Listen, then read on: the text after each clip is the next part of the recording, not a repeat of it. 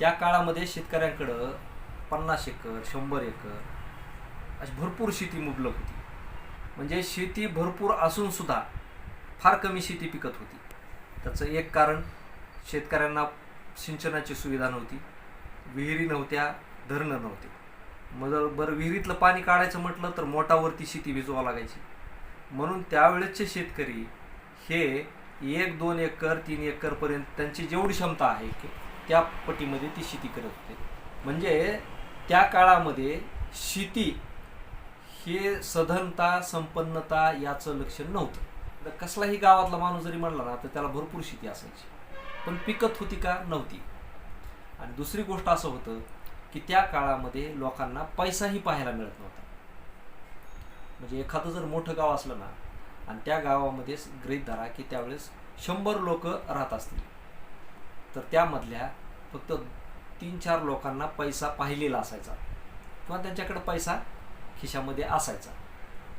ते 1 आणा 2 आणा असे काही पैसे जे असतील त्या काळातले ते. नोट पाहणं किंवा मोठा रोकडा पाहणं हे त्यांच्या नशिबात नव्हतं.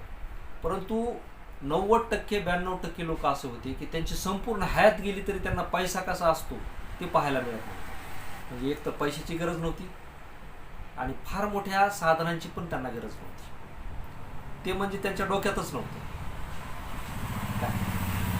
मग हे असं असून सुद्धा त्या काळामध्ये काय व्हायचं माहिती का, की जर अन्नधान्याचा तुटवडा आला, एखादी नैसर्गिक आपत्ती आली, तर तुमची तर जमिनीमध्ये घेतलेलं उत्पादन हे फार कमी असायचं, अन्नाचा तुटवडा असायचा. मग त्यावेळेस काय व्हायचं माहिती का, की तुम्ही 72चा दुष्काळ पाहिला असेल, त्याच्या अगोदरचा 68चा दुष्काळ पाहिला असेल. पाणी असायचं, नद्याला पाणी होतं, परंतु खायला अन्न नव्हतं. मग त्या काळातल्या चांगल्या चांगल्या लोकांनी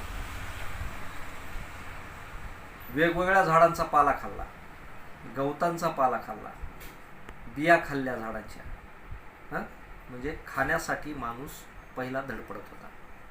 बरं, त्याच्यानंतरची आणखीन एक गोष्ट आहे की त्या काळामध्ये बऱ्याच शेतकऱ्यांच्या जीवनी अन्नासाठी गेलेल्या आहेत, अन्न मिळविण्यासाठी. त्या कशा गेल्या माहिती का, की मी एक अशी म्हणजे हे दुष्काळ पाहिलेल्या माणसाकडून एक त्या काळातली गोष्ट ऐकली होती. तर त्यांनी सांगितलं की 1 पागोटा किंवा 1 शेला अन्न मिळविण्यासाठी 1 एकर 2 एकर जमीन जात होती. मग आता 1 शेला किंवा 1 पागोटा अन्न म्हणजे किती? तर त्या काळात जे फेटा बांधायचे ना लोक, तर त्या फेट्याचा पदर किती रुंद असतो? 1 मीटर, अर्धा मीटर, बरोबर का?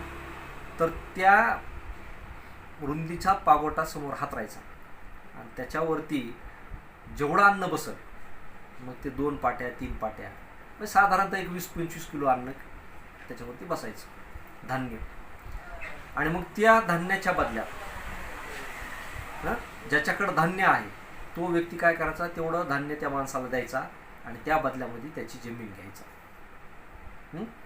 आणि मग ते अन्न 4 दिवस 8 दिवस पुरायचं. म्हणजे अशा आपत्तीच्या काळामध्ये ज्यांनी संचय केला अन्नाचा, त्यांची कमाई झाली, मोठी झाली, बरोबर आहे का? म्हणजे त्यांनी जमिनी कमवल्या आणि ज्यांच्याकडे जमिनी होत्या त्यांनी जमिनी गमावल्या. हे सुद्धा सत्य आहे त्या काळात.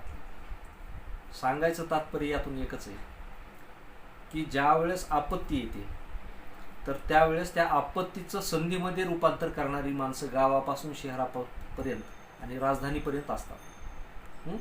म्हणून शेतकऱ्याला हे कळालं पाहिजे की आपल्याला येणाऱ्या काळामध्ये आपण संचय कशाचा केला पाहिजे, सांभाळलं काय पाहिजे. कारण शेतकऱ्याकडे असून सुद्धा त्याला त्याचा उपभोग घेता येत नाही. म्हणजे त्या काळात जमीन होती, धान्य संचय करता आला नाही. कारण धान्य ही संपत्ती होती त्या काळात, सोनं ही संपत्ती नव्हती, बरोबर? कारण त्यावेळेस खायला धान्य लागत होते आणि पैशाची सुद्धा गरज नव्हती. आज पुन्हा आपण त्याच मार्गावर चाललो. सध्या जर तुम्ही बघितलं ना तर तेलाचा तुटवडा आहे, पेट्रोलचा तुटवडा आहे, डिझेलचा तुटवडा आहे. परंतु हा तुटवडा तुम्हाला जगविणार नाही. हे जरी संपलं तर ह्याचा तुमच्या जीवनाशी काही संबंध नाही. कशाचा? याचा. मग ह्याचं नुकसान कोणाला आहे? जे लोक हवेमध्ये उडत होते ज्यांना वाटत होतं माझ्याकडे गाडी आहे, बंगला आहे वगैरे, बरोबर का, त्यांच्या गाड्या येणाऱ्या काही वर्षामध्ये ज्या डिझेल पेट्रोलवरच्या आहेत हां, त्या गंजून जातील दारामध्ये. म्हणजे तुम्ही 15 लाख 20 लाखाच्या गाड्या घेतल्या, वर्ष 2 वर्ष उपभोग घेतला नाही आणि त्याचा कचरा झाला. म्हणजे तुमचं काय झालं, तुमची संधी गेली, तुम्हाला ओळखता आला नाही, काळ्याची पावलं ओळखता आली नाही. जाऊ द्या, आपण विषय शेतकऱ्यावरती बोलतोय. तर शेतकऱ्याने येणाऱ्या काळामध्ये 2 गोष्टी करणं आवश्यक आहे. एक म्हणजे जमीन सांभाळणं आणि दुसरं म्हणजे जमिनीमध्ये जे उत्पादन आपण घेतो ते उत्पादन म्हणजे अन्नधान्य किमान 2 वर्ष पुरेल एवढं घरामध्ये ठेवणं. कारण इथून पुढचा काळ कधी कोणती आपत्ती येईल काहीच सांगता येत नाही. कारण जग हे अनिश्चित झालेलं आहे. अनिश्चित अराजकता कधीही येऊ शकते आणि आलेलीच आहे. आज तुम्हाला सांगतो, पैसा असूनही बँकेतून पैसा काढता येत नाही. दुसरी गोष्ट, तुमच्याकडे सधनता असून सुद्धा तुम्हाला पेट्रोल डिझेल घेता येत नाही. म्हणजे पैसा असून उपयोग नाही, बरोबर. तसं येणाऱ्या काळामध्ये तुमच्याकडे जमीन असून उपयोग नाही. काय, जमीन हे फक्त साधन आहे जगविण्याचं. ती संपत्ती म्हणून त्याच्याकडे पाहू नका. काय, तुम्हाला जगण्यासाठी शेवटी जमीनच आवश्यक आहे. या पृथ्वीवर तुम्हाला हवा, पाणी आणि जमीन या 3च गोष्टी सगळ्या जीवांना जगू शकतात. म्हणून त्या सांभाळल्या पाहिजेत. आणि जसं आपले पूर्वज कणगी भरून धान्य ठेवायचे, कणगी असायच्या, तसं आज जर बघितलं ना तुम्ही, तर शेतकऱ्याच्या घरामध्ये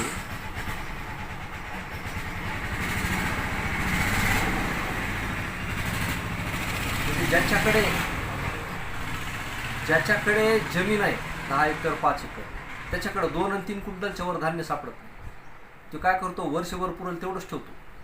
1 पोतं गहू, 1 पोते ज्वारी, 1 पोते बाजरी, बाकीचं विकून टाकतो आणि पुढच्या वर्षी पुन्हा दुसरं येईल ह्या अपेक्षेवर राहतो. परंतु आज तापमान इतकं वाढलेलं आहे. अल निनोचा प्रभाव आता आपल्याला दिसतोय आणि तो मराठवाड्यावरतीच अधूनमधून नेहमी असतो. म्हणजे इथं दुष्काळ 5वीला पुजलेला आहे आणि येणारे दुष्काळ हे फार भयानक असणार आहे. पूर्वी तरी कसं होतं, पाणी असायचं पण अन्न नसायचं. आता पाणी नसणार आणि अन्नही नसणार. म्हणून तुम्हाला पुरेल एवढं धान्य तुमच्या घरामध्ये किमान वर्षभर पुरेल, 2 वर्ष पुरेल एवढं शेतकऱ्यांनी संचय केलं पाहिजे. ज्यावेळेस तुमच्याकडे अन्न असेल ना, तर त्यावेळेस हे धनिक लोक तुमच्याकडे भीक मागत येतील की आम्हाला पाठीभर धान्य द्या. पाठीमागच्या व्हिडिओमध्ये सुद्धा मी सांगितलं होतं. ही एक गोष्ट.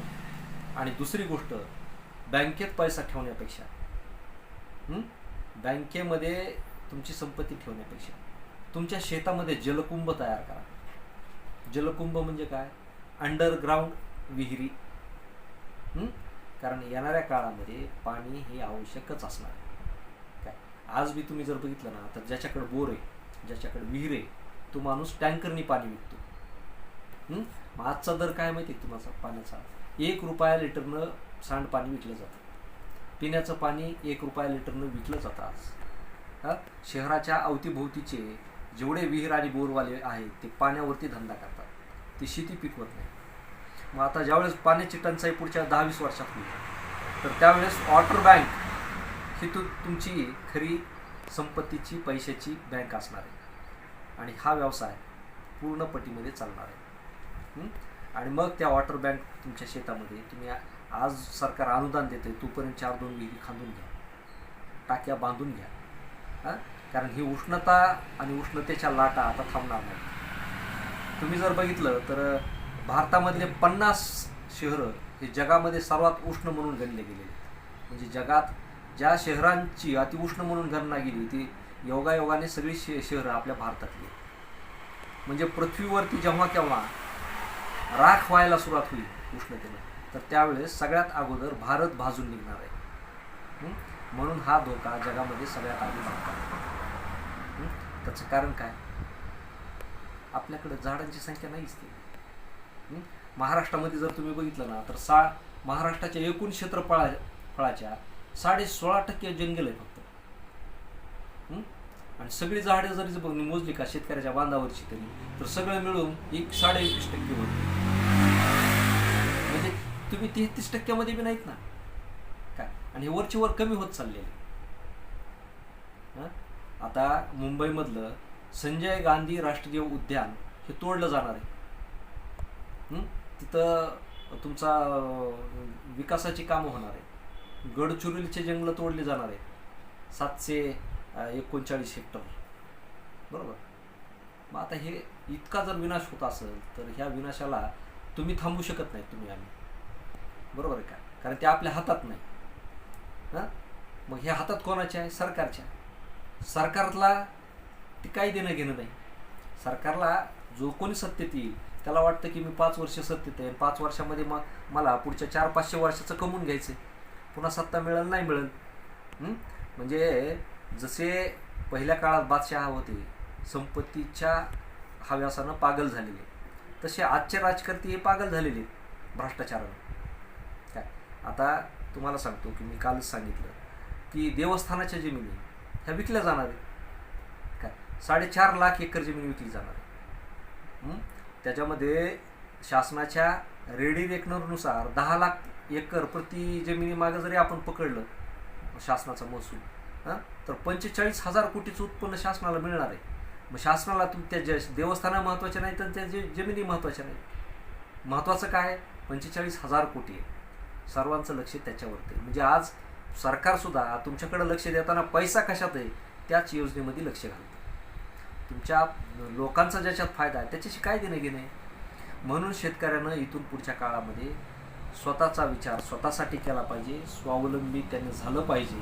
परावलंबी होऊन उपयोग नाही आणि सरकारवरती अवलंबून राहण्यात काही अर्थ नाही असं मला वाटतं. कारण शेतकऱ्यांना आपण काय म्हणतो? अन्नदाता म्हणतो. आता अन्नदाता नाही तो अन्नदाता, तर आता अन्नदाता होऊ नका तुम्ही. कारण तुम्ही स्वतःचे दाते व्हा. कारण तुम्हाला कोणी मदत करायला येत नाही, मग तुम्ही दुसऱ्यासाठी मदत कुठपर्यंत करीत राहणार? बरं, दुसऱ्यासाठी करीत तुमचं पार जळत आलं ना. आता जे शिल्लक आहे ते वाचवायचा प्रयत्न करा. आता दुसरा मुद्दा आणखीन एक आहे की शेतकरी काय म्हणतो की माझ्या जमिनीला फार भाव आला म्हणतो. आता 30 लाख 40 लाख रुपये एकरची माझी जमीन विकायला लागली. मग अनेक जणांना पाणी सुटतं. तो काय म्हणतो माझ्याकडे 10 एकर 2 एकर विकून टाकतो. विकायची ना तुम्हाला अडचणीमध्ये जमीन, तर जमिनीचे व्यवहार करणाऱ्या गुंतवणूक करणाऱ्या लोकांना विकू नका, ती शेतकऱ्याला विका. बरोबर आहे का? कारण तो त्यातून अन्नधान्य पिकवील, गरज भागवी. आजकाल काय झाले माहिती का की ज्यांच्याकडं प्रचंड मोठा पैसा आहे, भरपूर भ्रष्टाचार केलेला आहे, अशा लोकांना पैसा बँकेत ठेवता येत नाही, घरात लपविता येत नाही. मग हे लोक काय करतात माहिती का की बेभाव जमिनी घेतात. तुम्ही 10 लाखाची जमीन 20 लाख 30 लाख रुपयाला घेतात. काय त्यांना फक्त पैसा गुंतवायचा आहे. अशा पद्धतीनं प्रत्येक गावामध्ये भांडवलदार लोकांनी जमिनी घेऊ टाकलेल्या आहे. आणि मग काय होतं की हे लोक जमिनी कसत नाहीत, त्यांना फक्त गुंतवलेला आहे पैसा. आणि मग त्या भागामध्ये एकदा का तो दर पडला की त्याच दरानं पुढच्या भाव वाढ होते. आणि मग ज्या शेतकऱ्यांना शेती करण्यासाठी जमीन घ्यायची त्याची ऐपत नसते की 10 गुंठे विकत घ्यावा त्या भावाप्रमाणे. म्हणजे काय झालं, भांडवलदारानं शेती लुटायला सुरुवात केली. आणि दुसरी गोष्ट, ज्याला कष्ट करून शेतामध्ये रोजगार मिळवायचा आहे त्याला रोजगार मिळवायला शेती उपलब्ध नाही. आता एखादा माणूस पुन्हा प्रश्न विचारीन की गावामध्ये आता कामच कोणी करत नाही, रोजगारच मिळत नाही. कशाला मिळेल? मला सांगा की आज आपण 300 ते 500 रुपये रोजगार आपण रोजगारांना देतो. बरोबर आहे का? पण 500 रुपयात होतं काय? 500 रुपयामध्ये आठवड्याचा भाजीपाला येत नाही. खरी गरज आज आहे की रोजगाऱ्यांना 1,000 रुपये 1,500 रुपये रोजगार देण्याची आवश्यकता. म्हणजे काय झाले की शेतकरी दरिद्रीच आणि रोजकरी दरिद्रीच. शेतकऱ्याचं उत्पन्न 50,000च्या वर जात नाही एकरी काय, आणि रोजकऱ्याला 500 रुपये 300 रुपये परवडत नाही. मग त्याच्यामुळं झालेलं काय की ही दरी जी शासनाने निर्माण केलेली रोजकरी म्हणजे रोजंदार आणि शेतकरी यांच्यामध्ये, तर ही काही मिटायला तयार होत नाही. आणि त्यामुळं काय होतं की सगळ्या अडचणी निर्माण होतात. मग ह्या सगळ्याला कारणीभूत जर आहे असेल तर ते सरकार आहे, सरकारची धोरणं आहे. कारण शेतकऱ्याच्या समस्या सरकारनं कधीही बारीक निरीक्षण करून समजून घेतल्या नाहीत. हं? आता ह्या विषयावरती बोलण्यासारखं भरपूर आहे. आता तुम्हाला सांगतो की आता बावनकुळेंनी काही निर्णय घेतले किंवा आपापसातील जमिनीचे वाद आहेत ते किंवा एकमेकाच्या नावावर करायचे असेल तर त्याच्यावरचे शुल्क माफ केलेले त्यांनी, चांगला निर्णय. परंतु दुसरा आणखीन एक निर्णय आहे की दरवर्षी ज्यावेळेस आता जून जुलैमध्ये पाळी पेरणी नांगरणी सुरू होते का, तर त्यावेळेस प्रत्येक तालुक्यात एक खून होतो शेतकऱ्याचा. जिल्ह्यामध्ये 10-12 खून शेतकऱ्यांचे होतात, मारामाऱ्या होतात, भांडणं तर पुष्कळ होतात. मग मला सांगा की महाराष्ट्रामध्ये आपण काय म्हणतो की शेतकरी आत्महत्या वाढल्या, पण शेतीच्या वादामधून खून किती होतात ह्याची आकडेवारी कधी समोर आली का? पेपरला फक्त आपण बातम्या वाचतो. ते कशावरून होतात की बांध सरकवला, अतिक्रमण केलं, बरोबर. मग मला सांगा इतक्या वर्षापासून शेतकऱ्यांचे वाद आहेत, भांडणं आहेत, बरोबर की नाही? मग हे सरकारला हे दिसत नाही का? मग सरकारनं काय केलं पाहिजे की त्यांच्या जमिनी मोजून दिल्या पाहिजे. आणि जो अतिक्रमण करतो का नाही त्याला 5 वर्ष कमीत कमी शिक्षा पाहिजे, बरोबर.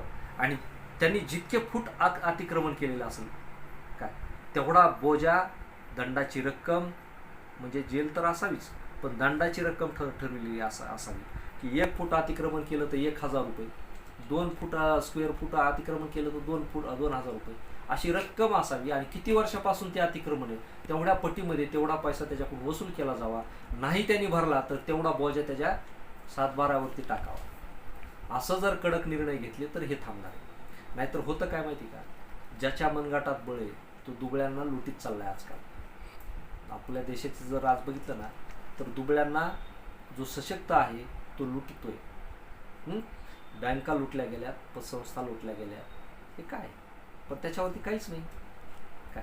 मग तुम्हाला इथं लुट सुरू करायची असेल तर कायदा आणि कायदा आणि सुव्यवस्थेची गरजच नाही ना. पोलीस प्रशासन हे आज जर तुम्ही बघितलं ना तर सामान्य माणसाच्या हिताच्या रक्षणासाठी दिसत नाही, ते फक्त श्रीमंतांच्या हितासाठी आपल्याला दिसते. त्याचं कारण असं की गरीब लोकांचे FIR, त्यांच्या तक्रारी फार कमी प्रमाणामध्ये पोलीस स्टेशनमध्ये नोंदून घेतल्या जातात. आजची बातमी आहे, एका महिन्यामध्ये पुण्यामधून अहिल्यानगरमधून फक्त एका जिल्ह्यातून 123 महिला आणि मुली बेपत्ता झाल्या. किती? 27 दिवसामध्ये. मग आता हे महिलांची प्रकरणं वाढायला लागली, शेतकऱ्यांच्या समस्या वाढायला लागल्या, म्हणजे एक समस्या किचकट आणि गंभीर होत चाललेली. मग याच्यासाठी मंत्री, आमदार यांचं काम आहे समाजामध्ये काय चालू आहे आणि सामाजिक प्रश्न काय आहेत हे सोडवण्यासाठी त्यांना निवडून दिलेले. त्यांना फक्त कामं आणायचे, उद्घाटन करायचे, बिलं काढायचे आणि गुत्तेदार पोसायचे आणि त्या माध्यमातून आपली मलई काढायची. याच्यासाठी लोक निवडून देतात का? याच्यासाठी लोकशाही आहे का? नाही ना. तुम्हाला समाज दिसला पाहिजे, समाजाचे प्रश्न दिसले पाहिजे. आणि समाजामध्ये ज्या काही वाईट गोष्टी घडत चाललेल्या आहेत त्या संदर्भात तुम्ही तिथं आवाज उठून त्याच्यावर कायदे बनवले पाहिजे. अजूनही जुनेच कायदे, जुनेच इंग्रजकालीन नकाशे आहेत शेती जमिनीचे, निजामकालीन नकाशे आहेत. 75 वर्ष झाली. तुम्हाला म्हणजे शेतकऱ्यांच्या ज्या गाव जमिनी आहेत, शेतकऱ्यांचे जे काही गट नंबर आहेत त्याच्या नकाशावरती एक साधी रेष मारणं झाली नाही एवढ्या वर्षात. मग केलं काय तुम्ही? बरोबर आहे की नाही? आता म्हणतात की आम्ही ते AI द्वारे कुठं तर सॅटेलाईटद्वारे त्या जमिनीचं भूमापन करू. ते तसलं करून उपयोग नाही. तुम्ही कंत्राटी का होईना पण नोकर भरती करा मोजणदाराची. मागं म्हणले होते आपल्याला ते मोजायचे म्हणून, पण काय सुरुवातच नाही. आणि इमानदारीने सगळे शेतं, सगळे गावं, सगळे गट मोजून घ्या. कशाला शेतकऱ्याची भांडणं होती? आणि शेतकऱ्यांनी आपापल्या जमिनीला कंपाऊंड आणि कायमस्वरूपीचे, आता पहिले कसं होतं ते दगडी चिरे रवली जायची, आता ती चिरेच गायब झालेली बांधावरची. अशा काही खुणा निर्माण तिथं केल्या पाहिजेत आणि आपापल्या जमिनी सांभाळल्या पाहिजेत.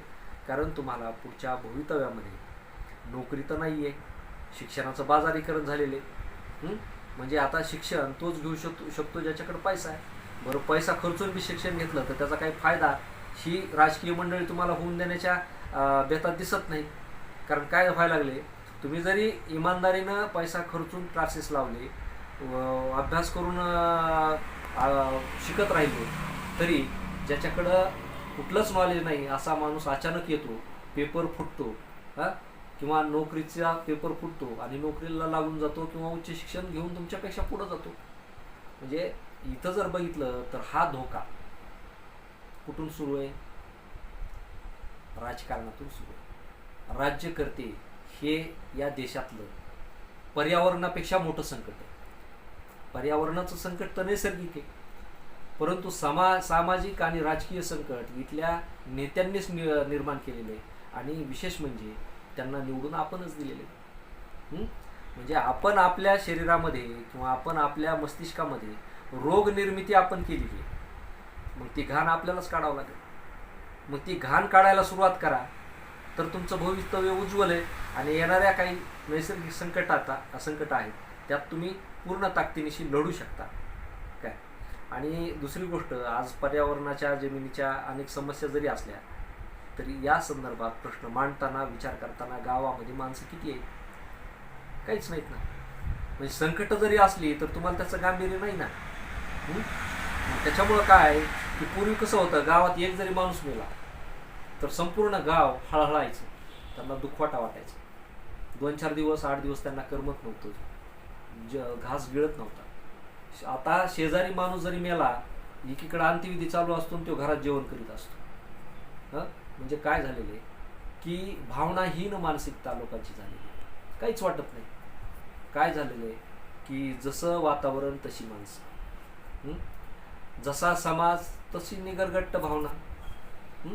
मग त्याच्यामुळं काय झालंय की आपण संपणार आहे, आपला ऱ्हास होतोय का हेच माणसाला कळत नाही. आणि हे एकटं जीवन आपण कुठवर जगणार? म्हणून ज्यानं पुढचा विचार केला तो या देशामध्ये टिकला. सुरुवातीला 1920-30चं उदाहरण सांगितलं. ज्यावेळेस अशी संकट गावामध्ये होती त्यावेळेस जे हुशार लोक होते ते गावं सोडून शहरात आले. त्यावेळेस त्यांनी पटकन जमीन विकल्या आणि गावात येऊन व्यवसायाच्या मार्गी लागले. बरोबर आहे की नाही? भरपूर पैसा कमवला. आणि आपली माणसं गावात त्या जमिनी धरून बसली अजून बी, माझी जमीन माझं गाव करीत. बरोबर. आणि जे हुशार लोक होते ते पटकन आले, लागले कामाधंद्याला, नोकऱ्याला.